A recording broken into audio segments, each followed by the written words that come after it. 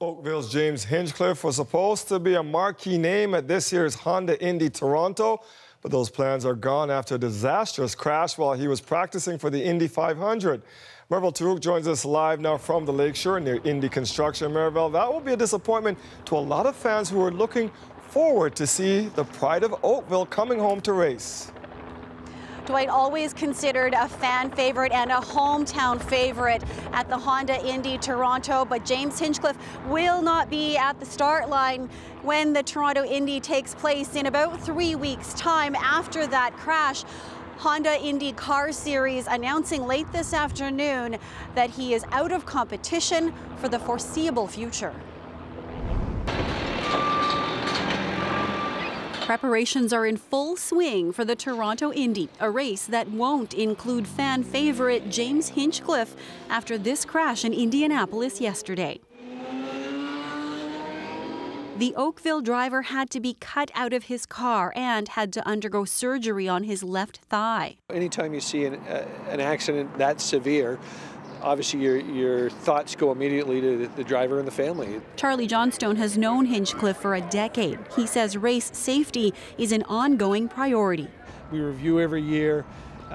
We'll obviously take any guidance that they give us coming out of anything that happened in Indianapolis, but right now it would be as planned and as scheduled. Top speed on the oval at the Indy 500 can reach 230 miles an hour. That's about 370 kilometers an hour.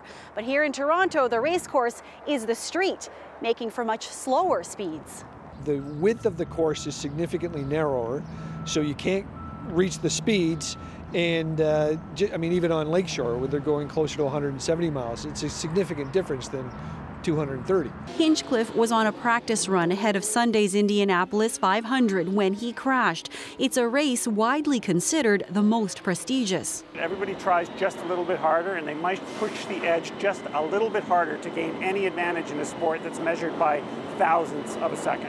John Putty has covered car racing for 2 decades. He says although there's pressure to go faster, organizers have also focused on safety, which may have helped Hinchcliffe survive. And the wall actually has some styrofoam behind it, so it actually gives. It used to be you'd crash into a cement wall with absolutely no give.